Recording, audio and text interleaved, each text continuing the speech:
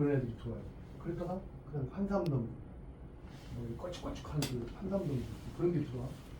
그거는 원래 거기에 살아야 되는 게 아니에요. 근데 손을 댔기 때문에 걔가 그런 걸 선호해요. 그러다 외래종, 외래종들이 또 그런 걸 선호해요.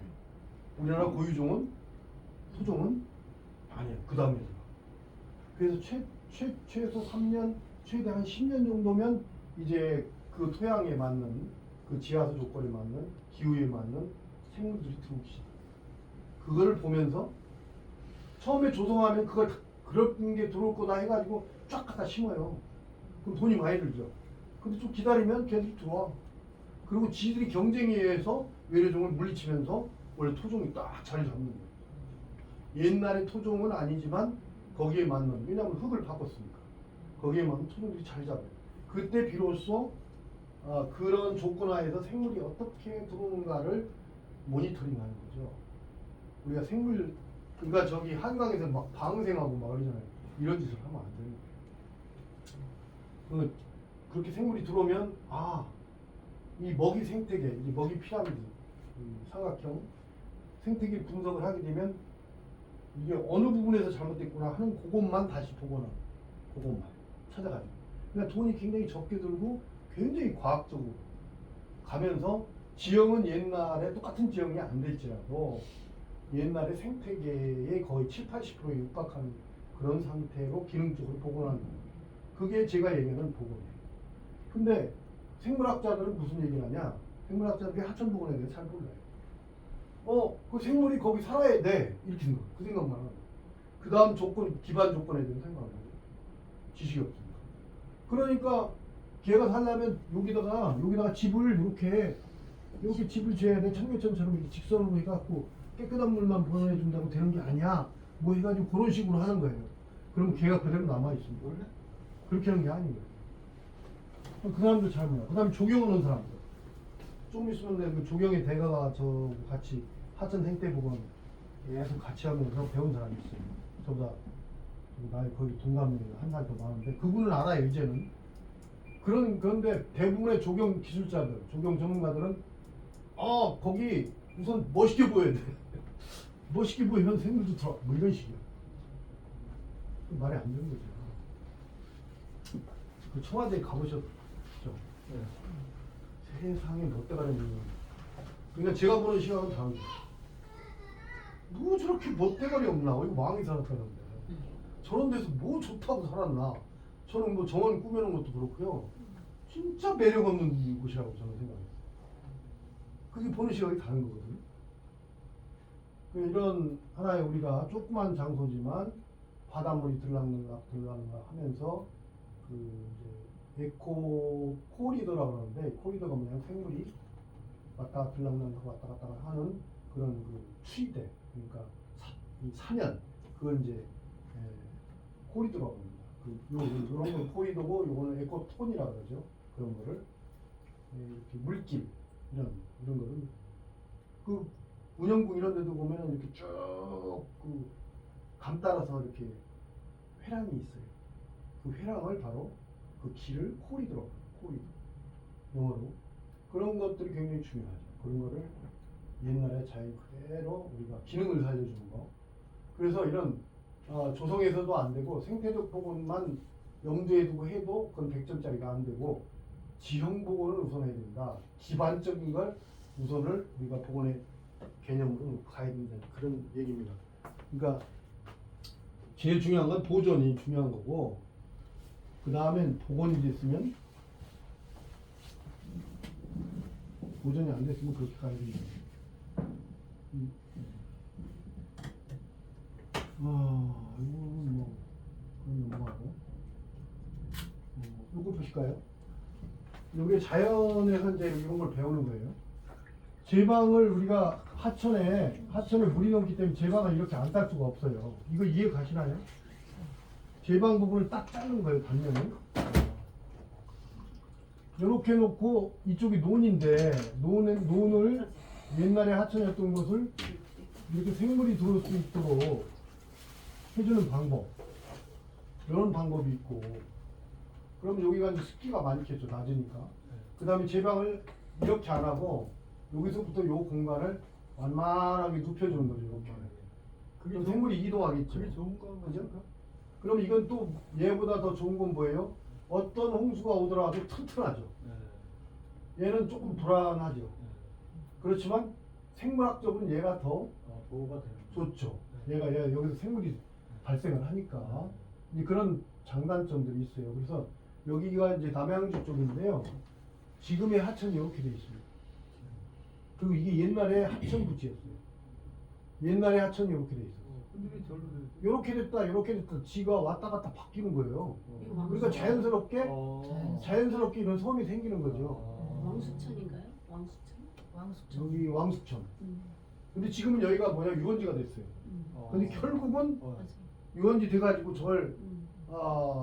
이 의식 있는 전문가들이 계획을 했으면요, 딱 주관을 가지고 저지먼트라고 하는데 주관을 가지고 공무원들을 설득시키고 시민들을 설득시켜서 그렇게 유원지 내보냈을 거예요. 근데 유원지 있는 사람이 그걸 먼저 하는 거예요. 어떻게 하냐? 야, 물은 홍수로 흘러가면 되잖아. 그러니까 여기다 다 담을 싼 거예요. 이렇게. 답을? 이런 제방, 뚝방, 허가나지 않은 뚝방을 사. 그래갖고 세월이 흘러가잖아요. 섬이 됐네. 그러면 기본 계획을 10년마다 한 번씩 하거든요. 그런 기본 계획을 하는 전문가가 제방이 있네 이런 거예요. 그렇죠. 이 법에 정부에서 싼 제방이 아닌데 제방이 있네 해가지고 인정을 해줄 거예요. 그러면 이 안에 땅은 뭐예요? 사유지 되는 거 아니에요? 사유지로 할 수가 있죠. 왜냐하면 이미 여기 유원지 시설이 들어가 있기 들어가 있습니다. 때문에 이따위로 관리를 한다니까. 식당도 이 대표적인 예가 어딘지 알아요? 제일 큰 데가 있어요. 세면. 저기 양평. 세면이 거기 들어가면 물의 공간이죠. 네, 두골머리. 얼마나 넓어요. 그거요 옛날에 다 그렇게 된 천부죠. 거예요? 네. 그거요 얼마나 공무원하고 어떤 결탁이 됐는지 모르지만 내가 볼 땐 대통령까지 이게 관여했을 거라고 보는데 세월이 하도 올라가지고 그냥 나도. 사유화 시켜버려요. 그게 전부 하천 공간이었어요. 그걸 경기도 공무원이 거기서 하는 공무원이 나한테 하는 거예요. 이거 내가 생태하천 할 때 제 강의를 듣고 제가 그때 공무원 강의 많이 했었거든요. 그 사람 양심이 있는 거야. 김남은 얘기 좀 합시다. 사실 말이야 그거 우리 동네인데 참 좀 뼈아픈 사연인데 정말 당신 얘기 들어보니까 야 이거 참 우리 동네 사람들이 머저리였네 머저리. 뭘 모조리야. 내가 다 듣고 뭘 모조리야. 너네 동네 좋아졌잖아. 내가 그랬지. 아 좋아지긴 좋아졌잖아요. 근데 그게 뭐가 문제냐? 그 주인이 천문학적인 돈을 공짜로 먹었다는 거야. 그걸 우리 방치하고 있는 거야. 쉽게 말하면. 근데 지금은 그게 합법화돼가지고 아무 문제가 없어. 그냥 넘어간 거야. 세월이 지나가면 없는 소리를. 딴 데도 우리 20년 동안 뭐 비닐하우스 갖다 놓고 아, 집져놓고 그러면 나중에 가서 사회권 주잖아. 인정해주지. 그래갖고 아파트 입주권 없는 거 얼마나 많아. 맞아요. 이게 통하는 게 미개인들이에요. 그게. 그러니까 입법부에서 그런 것들을 못하게 착착착 해가지고 그런 것들을 다 못하게 하면서 법을 잘 만들어 놓으면 이 누수 현상이 안 생기고 그런 불법이 행해하지 않잖아요. 그렇죠. 근데 지들부터 그저래. 참, 뭐 그 이상은 제가 얘기를 안 하겠죠. 우리가 할 일이 있네. 그래서 이제 하천은 당시, 강은 당시. 이렇게 원래 모습 그대로 이제 놔둬야 되는 겁니다. 그래서 여기 이렇게 홍수가 나면 이 섬이 잠겨요. 그러다가 또 물이 빠지면 또 그대로 드러나. 이게 어디냐면 옛날에 밤섬은 이렇게 바위역 중간에 바위가 있었기 때문에요. 이 모래사장이 주변이 장제도 가운데로 살아 있었어요. 그러니까요. 그러니까 굉장히 겸재 정선이 네. 그 모습을 보고 산수도 그린 거 아닙니까? 그 너무 폭탄 멋있으니까. 거지요? 폭탄 거지요? 네? 그 폭탄 그 거죠? 저거 정주행가 폭파했잖아. 폭탄 거지요 그거. 네. 그 여의도 개발하면서 다 폭파해 버린 거예요. 그게 개발 논리가 그런 거예요. 전혀 생태계 고려 않습니다. 그래갖고 왕창 파버리니까 지금은 그 범위가 또 파버리니까 면적이 커져 버리니까 면적이 커지면요 유속이 느려져요. 속도가 물의 속도가. 그러면 이게 범위가 커집니다. 그러니까 멋대가리 하나도 없는 거야. 내가 봤을 때. 저게 아름답게 보이지만요 저는 아름답게 안 보여요. 그 다음에 저기 팔당대교 밑에 이렇게 넓어지니까 그 한강이 그런 섬이 있었다가 생겼다가 하는 그런 지역이요 생태계가 굉장히 좋아요. 그렇죠. 거의 고유성들이 많이 좋아집니다. 왜? 그런 거에 적응을 해서 살라고 하는 날쌘돌이들이 거기 사는 거예요. 그 조리도 많고. 그렇기 때문에 이렇게 없어졌다 생겼다 하는 이걸 사주라 그럽니다. 사주. 그 모래주자를 해가지고 모래사자를 해서. 근데 여기 이걸 뭐라 그러냐면 이제 똑같은 섬이지만 사주라 그러고 하중주라 그러고요. 하천의 가운데 있는 모래섬 하중주. 그 다음에 이제 이게 여의도처럼 지금처럼 네. 유격화가 되고 완전 육지화가 되고 네. 그걸 하중도라 그러고 섬이죠.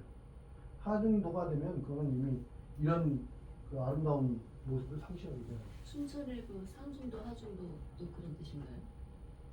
중도. 춘천에 네, 중도 중도 있잖아. 섬. 그것도 홍수 때는 네. 네. 이제 그것도 거기가 뭐냐면은 그 레고랜드 만든 네, 네. 구석기 네. 시대 그 유적지. 네. 네. 그게 원래는 섬이 아니었어요. 그러니까요. 근데 홍수가 나면 이 양분되하고 섬처럼 되고. 네. 그거 네. 해버려버리는 거예요. 그렇죠. 그게 원래는 옛날에는 그게 하중주였죠. 네. 그런데 이제 저부의 상중도 하중도는 그보다 높잖아요. 또 네. 있어요. 그러니까 그건 원래부터 육지의 성격은 갖고 있었지. 그 원래부터 높아서 육지의 성격 갖고 있는 거는 그건 고유성이 파괴된 게 아니에요. 네. 뭐 지금 여의도처럼 저렇게 막 쌓아가지고 모래 다 모래였잖아요. 여의도가 네. 비행장 네. 네. 저렇게 만든 거는 네. 그거는 고유성을 파괴한 거죠. 네. 그러면 모든 곳을 다 그렇게 고유성을 지켜야 되냐? 뭐 그럴 수는 없죠. 네. 근데 중요한 곳은 우리가 지켜야 되는 거예요. 그 다음에 이거 보시면 여기가 어디냐면 광릉 숲으로 들어가는 곳입니다. 이게 왕숙천이에요. 이게 여기가 이렇게 우리 철길. 광릉 쪽으로 가려면 이게 차 타고 일로 이렇게 가요. 지금 이렇게 가기 때문에 이 산지에서 이어져 내려오는 하천으로 이어져 내려오는 생태계가 단절이 되는 거거든요. 이것 때문에. 그러니까 이게 어떻게 복원하냐? 이렇게 터널로 해가지고 원래대로 복원시켜라. 이용하려면 터널 들어가서 그냥 이용하라 이거예요. 그렇죠. 터널 타면 왜 되지. 이거를 잘라내냐 이거야. 거기에 이유가 많죠. 여기서 나온 돌을 딴 데다 써가지고 돈 벌 수 있고, 그렇죠. 흙을 딴 데다 써서 돈 벌 수 있고. 네.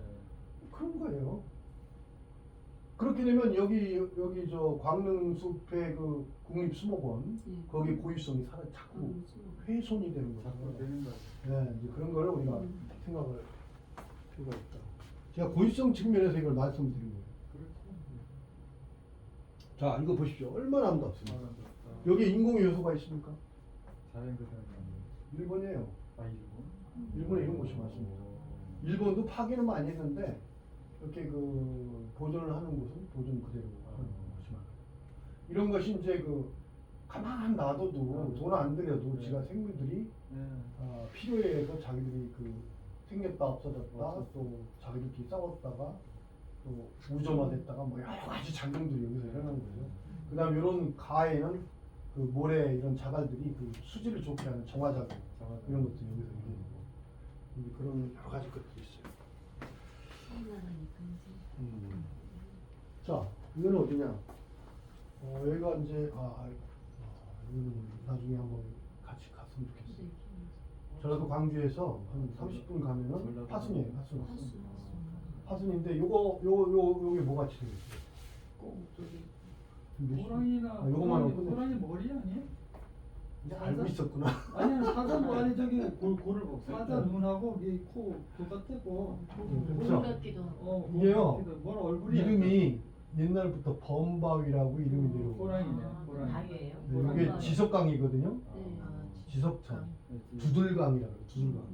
이 강에는 하천에는 그 원래 법적인 이름 말고 엄청나게 많은 불리는 이름이 많아요. 그게 다 이유가 있어요. 한강도 한 100여 가지가 돼요. 그럼 용산을 지나가는 고지역은 용산강, 또 서강 쪽은 서강, 그 다음에 저쪽으로 가면 뭐 굉장히 많아요. 구간별로도 많고 전체로 볼 때도 은하수, 미리내 뭐 이렇게 다 전체적으로 그렇게 부릅니다. 전라도 그 채석강이라는 데. 채석강? 네. 변산반도에 있는 쪽에. 그 작은 강까지 제가 잘 모르겠고요. 그래서 이거는 참 강이 아니고 바닷가에 채소 강이 요건 또 다른 의도기 때문에 제가 드리는 건데 이 여기 이렇게 여기도 산이 이렇게 내려왔을 거 아니에요. 네. 근데 하천을 이렇게 잘라내면서 이걸 쳤잖아. 그러니까 이거 잘라낸 거 아니에요? 잘라낸 거예요. 인위적으로? 근데 이게 어느 시기에 잘라낸지 아세요? 청동기 시대. 아 옛날에요? 상상을 해보세요. 청동기 시대 뭘로 잘랐겠어요? 자연이 돌로 잘랐지. 호미로? 돌격기. 아주 이게 기상. 돌로 신기하네. 잘랐을까? 자, 근데 이게 범바위라 그러는데 주민들한테 물어봤는데 왜 범바위인지 모른대. 기록도 없고. 이게 호랑이 머리거든요. 이게 지금 소나무가 잎이 나서 그런데 썼지. 가을철 겨울철에 가면 진짜 이게 다 모양이 보여요. 닭말 같다. 기가 막혀. 음.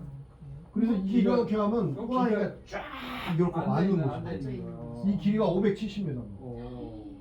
네. 그러니까 이건 하나의 전설 유래 미담으로서도 우리가 아름다운 것이죠.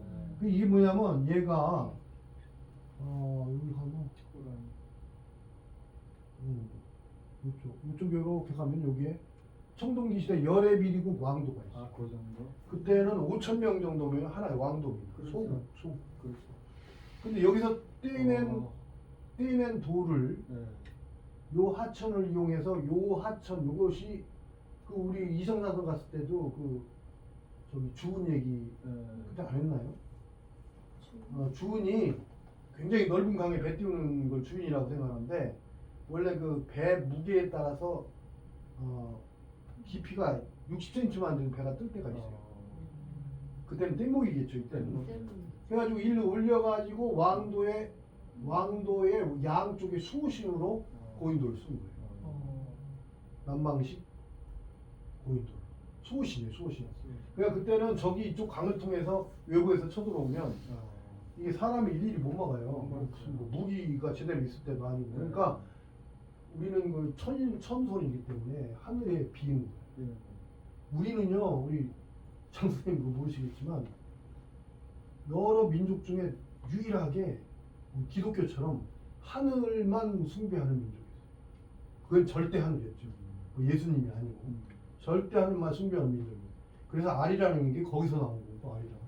근데 여기 보면 그렇게 해가지고 이쪽에 보면 천산이라고 있거든요. 위에 이 팽나무 이쪽에 높은 산이에요.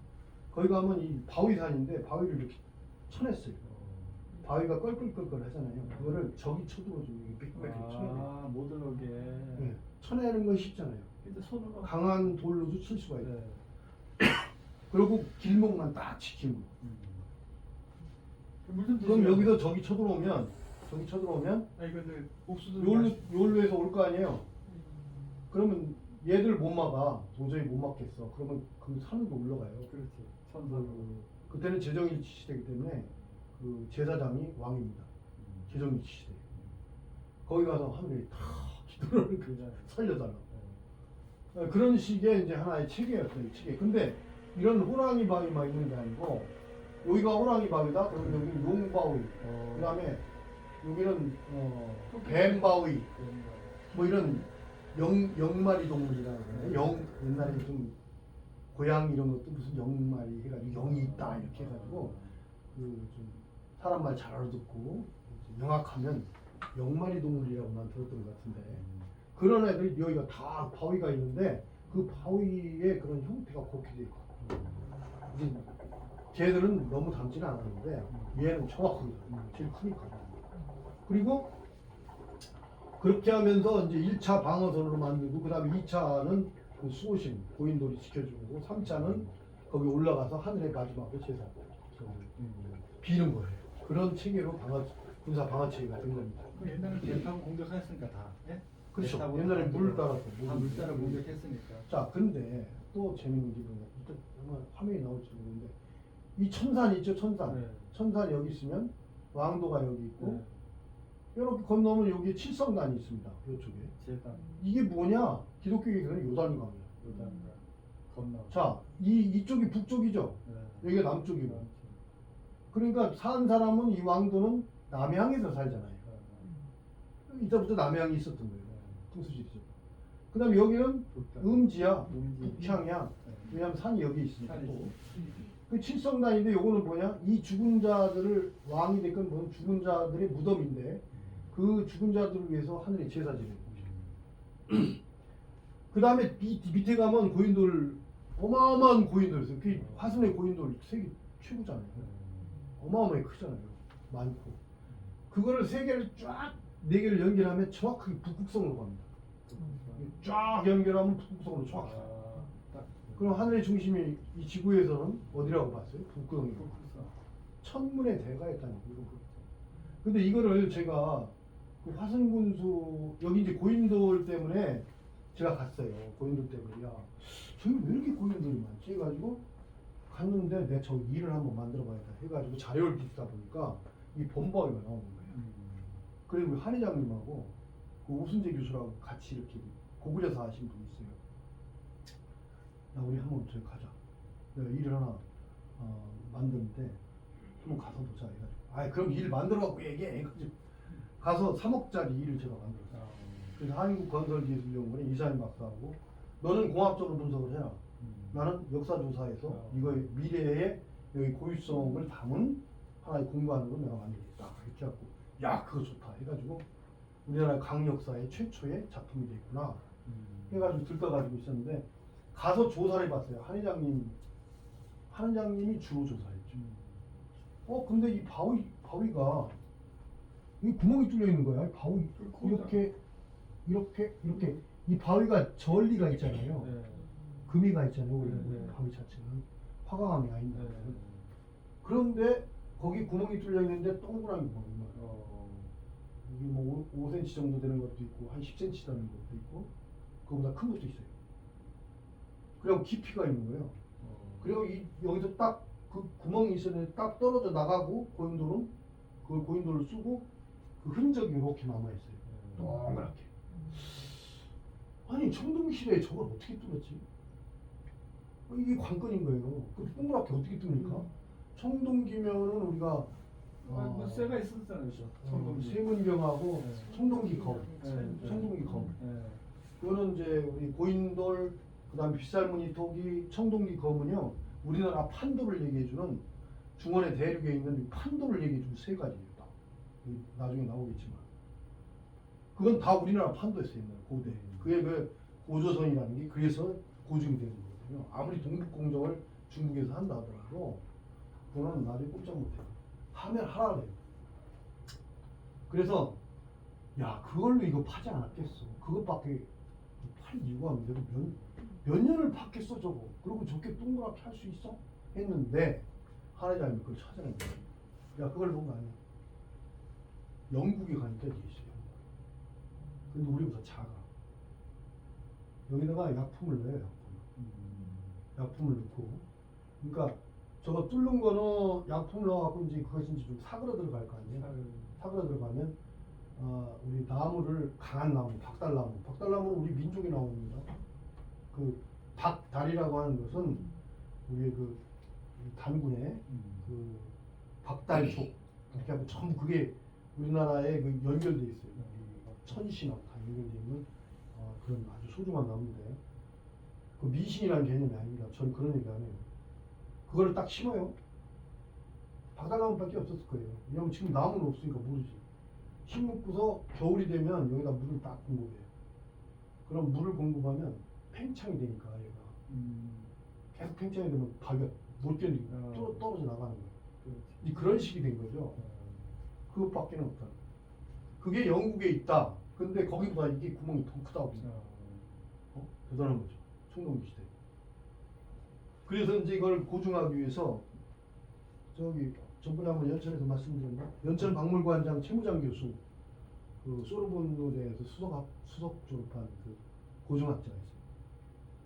그분을 모시고 왔어요. 나 가보자 이런 게 있는데 해가 딱 보면 야 이런 거 누가 어떻게 이런 거 알고서 누가 어떻게 써? 그거 오순재 박사원재 한 회장님 이 사람 그러니까 그분이 나한테 당신 뭐 하는 사람이야? 나 수자원 물 8천만 그 당시에는 이제 한 28년? 28년 정도 28년 한 사람입니다. 교육한 사람입니다. 이야 이런 이상한 사람이 우리나라에 있구나. 응? 당신 진짜 전문가다. 역사한 사람보다 고증한 사람보다 더 그거를 아래 차리고 그렇게 이 일을 만들 수 있다는 건 대단한 거다. 그러면서 그 사람이 눈물을 흘리면서요. 그때 내가 사실은 여기서 고백하겠다. 자기도 친밀 성향이었다. 친밀 성향. 근데 이 순간부터 자기는 그렇게 안 합니다. 여러분들 3명을 보고서 내가 정말 너무나 감동을 받았다. 이거는 사실이다. 그래가지고 이 일이 끝나는 날 군수한테 보고를 하고 거기에 주민들이 싹 다 불렀어요. 지방신문 다 불렀어요. 이것뿐만 아니라 거기 아까 그 여기 무덤 있잖아요. 무덤. 칠성단에 무덤에서 나오는 뭐 기와 그다음에 청동검 그다음에 그 세문경이라고 그래요. 거울 뭐 이런 거 그런 것까지 해가지고 쫙 갖다 진열해놓고 학술대회 이런 거죠. 쉽게 말하면 간이 학술대회라면서 이걸 제가 이제 발표를 쫙 했어요. 발표를 하고 한 회장님도 그때 이제 같이 가서 좀 답변을 하고 또 고구려사 했던 오순재 박사가 그 박물관장님 회에서 뒷받침했는데 지방 신문들이 말을 못하는 거예요. 이게 뭔지 모르니까. 그래놓고 한 일주일이 지났어. 근데 군에서 전화가 온 거예요. 난리 났다고. 지방 신문들이 이거를 다 가짜다. 그래가지고 전부 지방 신문이 다 그 뿌렸다는 거예요. 싫어가지고. 그러니까 너무 웃기잖아요. 지들이 뭔데? 거긴 전문가도 하나도 없는데. 누군가 한 사람이 또 조작을 했구나. 그래가지고 다시 내려가서 보고하라. 그래갖고 다시 내려가. 다시 내려가지고 그 사람들 다 불러모으라고 해가지고 가서 얘기를 하니까 뭐라는지 봅시다. 그 중에 이제 대표가 아니 이거 할 때 그분 3억 정도면 우리가 이제 3천만이나 줬으면 되지. 우리나라 그렇다니까요. 그 지방 언론들이 누구한테 배웠겠습니까? 중앙 언론들이 하는 짓거리 보고 배운 거 아닙니까? 그러니까 우리나라 언론들이 그 속에 뭐가 들어있어요? 그러니까 정권이 들어서면 그 언론을 통제하려고 하는 이유가 거기서 그런 거예요. 조중동이 그래서 맨날 쫓아다닌다 왜 정확히 알아야 돼요. 지금 조중동 말씀하셨는데 참 진짜 그 옛날에 그 해방되기 전에 해방 지나고 나서 우리가 그 미군정이냐 아니면 우리가 신탁을 해야 되냐 마냐 할 때 그때 동아일보 딱 터졌잖아. 신탁한다 안 한다 해가지고 그 말도 안 되는 소리거든. 그러니까 소련이 좋아가지고 이 병신 같은 새끼들 지들 자주적으로 해서 빨리 정부 수립하라고 해줬더니 지들이 식민으로 들어가라고 작정하고 앉았다. 그래갖고 난리가 났었잖아요. 이 그런 아주 웃지 못할 그런 사람들이 계속 세속에서 오는 거죠. 지금 3월 8초까지. 우리 정말 그 천주교, 기독교 좀 의식 있는 뭐 불교계도 마찬가지고 의식 있는 사람들이 사실 그쪽으로 들어가면 우리가 이 자기 그 신심을 닦기가 힘들죠. 그런 것에 연루가 돼갖고 자꾸 열받다 보면 저기 천주교의 정의사제, 정의사제 구현자가 있죠. 양심의 소리 이런 사람들. 이제 그런 쪽으로 자꾸 빠지게 되잖아요. 그러면 구도하고는 거리가 멀어지는 거예요, 사실은. 그 사람들은 현실에 있는 거를 제대로 타파해야 된다, 바로 잡아야 된다, 정의를 해서 희생하려고 간 거고. 근데 지금은 그런 것들이 다 없어져. 누가 그런 얘기? 이 지성인들이 옛날에 그 우리 촛불 혁명이라 그거 할 때 그때 지성인들이 그때 나왔어요. 나와서 야 언론이 와, 너 젊은 층 그래 노동자 너 와, 그 다음에 정부 와 해가지고 원탁회의에서 지금 촛불이 나온 이유를 지금부터 시작을 한 거야 이야기를 해가지고 지성인들이 1차로 얘기하는 걸 전부 국민들한테 보여주고 거기서 걸러진 걸 가지고 2차로 얘기하고 3차로 해서 기성세대가 잘못된 건 이게 잘못됐다 근본이. 그래서 참다 못하 이렇게 된 거다. 근데 너네 지금 생각은 여기에 미치지 못한다. 그러니까 이런 부분은 이렇게 가라, 저런 부분은 저렇게 가라, 언론은 이렇게 가라, 너네 잘못됐어. 뭐 이렇게 가지고 딱 중심을 잡아줘야 되거든요. 그걸 안 했어. 안 한 거예요. 우리가 친일파 제거도 못했지만 친일파라는 거죠. 친일이라는 게 뭐냐면 일본과 친하다는 거거든요. 그거 나쁠 거 없어요 친일은. 근데 우리가 듣는 친일은 뭐냐면 내국노로 친일파라는 말을 쓰는 거예요. 그러니까 우리 저기 어떤 분은 난 친일 아니야. 난 지일이야. 어? 저한테 이런 저 사람 친일파야. 우리 부류에든지 서로 그런 게 있을 거 아니에요. 저 사람 친일파야. 그러니까 그 얘기를 들었어. 그러니까 내가 언제 친일파했어? 둘이 싸우려고. 나는 지일이야. 그게 뭐예요? 지일은 일본을 잘한다. 그러니까 지일은 뭐고 친일은 뭐고 매국노는 뭐야? 이거 분명히 가르마 타야 되잖아요. 그렇지. 그럼 국민 중에 매국노 있어요, 없어요? 있지.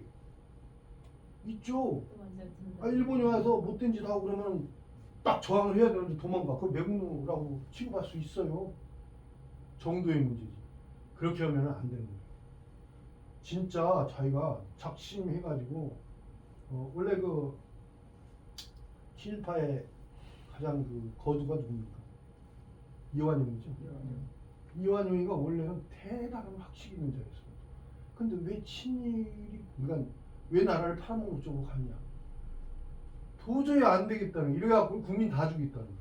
논리가 그겁니다. 그때는 그 사람은 그게 절박했던 거예요.